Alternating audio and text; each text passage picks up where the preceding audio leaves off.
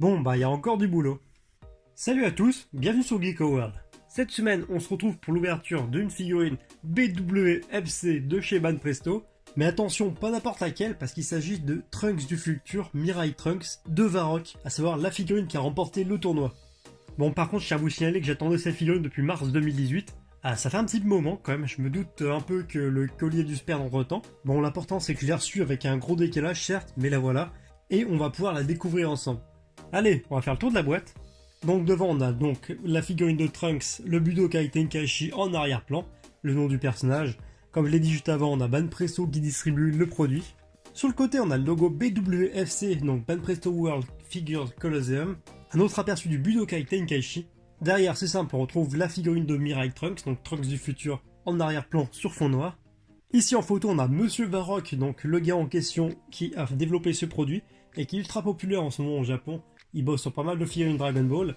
Et d'ailleurs, la prochaine BWFC Banpresto édition spéciale qui est déjà sortie au Japon, c'est ce monsieur qui l'a créé. Et d'ailleurs, cette vidéo arrivera sur la chaîne plus tard.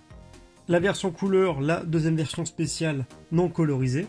Au-dessus du paquet, toujours le logo BWFC, le sticker de la Toei Animation et une carte du monde en fond qui rend toujours aussi bien. Voilà pour le tour de boîte. Allez, on traîne pas, on passe à l'ouverture. Comme ça, c'est bon. Hop, hop. Et le joujou, il est là. Donc, comme d'habitude, c'est plutôt bien emballé. Hein. On a notre figurine juste ici. Un peu trop bien emballé, peut-être. Donc ici, on a le fameux socle et la tige. Le seul truc qui m'étonne pour l'instant, c'est que le socle est vraiment tout petit. En comparaison aux autres socles des figurines BWFC. Ça m'étonne un peu, franchement, rien à voir avec les autres. C'est pas très raccord, tout ça. Et là, bien sûr, la chose qui nous intéresse le plus, la figurine Mirai Trunks de Varrock. Sûrement une des plus belles figurines de Mirai Trunks créées jusqu'à aujourd'hui. Franchement, j'ai rarement vu mieux. L'épée qui va bien, et on va s'ouvrir ça.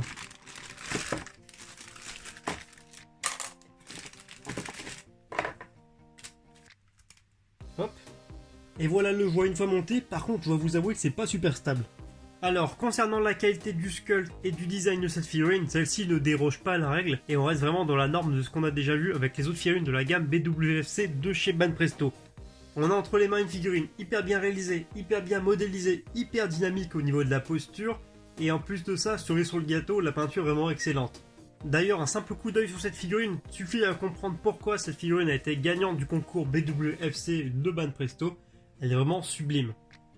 On retire la tige pour regarder ça en détail plus facilement à la caméra. Donc on va commencer par le plus impressionnant, le visage.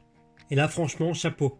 Tout simplement parce que je trouve qu'en règle générale, la chose la plus difficile à retranscrire sur une figurine, ce sont les émotions. Et là par exemple, cette figurine de Trunks, elle transparaît vraiment la colère du personnage.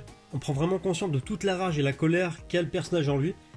Les yeux sont superbement bien réalisés. Le nez c'est pareil, les petits traits sur le front, donc les plis, sont pas mal faits. L'oreille est bien faite aussi, même si c'est vrai qu'au niveau du plastique, il y a un petit défaut ici sur mon modèle.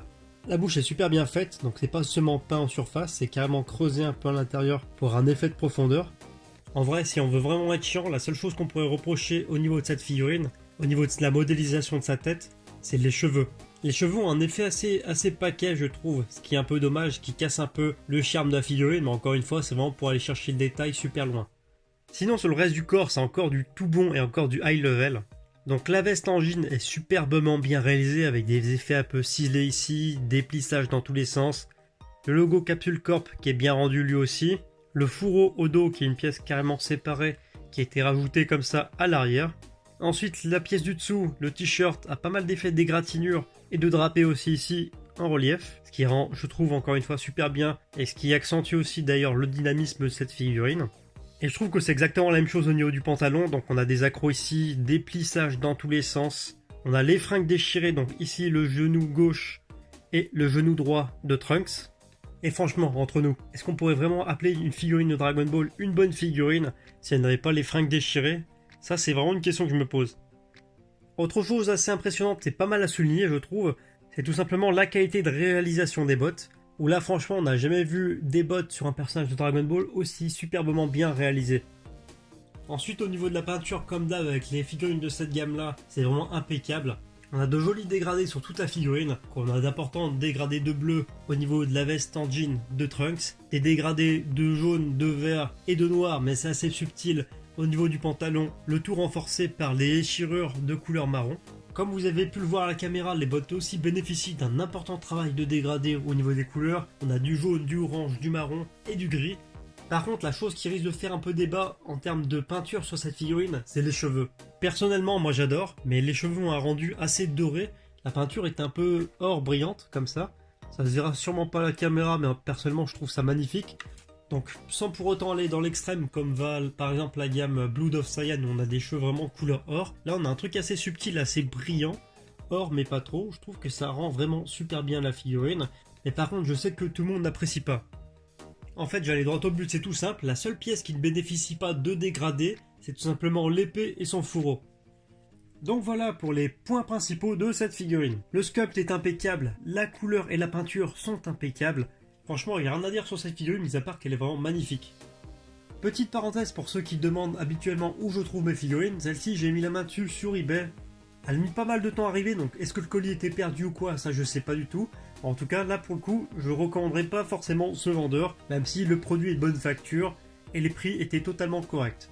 D'ailleurs, en parlant de prix, cette figurine, vous pouvez mettre largement la main dessus pour environ 20 à 30 euros, qui reste totalement raisonnable. Et personnellement, si vous êtes fan de Trunks ou tout simplement de Dragon Ball ou de figurines Dragon Ball, je vous invite tout simplement à vous jeter sur cette figurine. Elle est facilement trouvable un peu partout sur le net, les prix sont corrects, et puis franchement c'est une tuerie, vous regretterez pas. Voilà, c'est tout pour cette vidéo, j'espère qu'elle vous a plu. Si c'est le cas, n'hésitez pas à liker la vidéo, la commenter, et si vous avez des questions, j'y répondrai avec plaisir.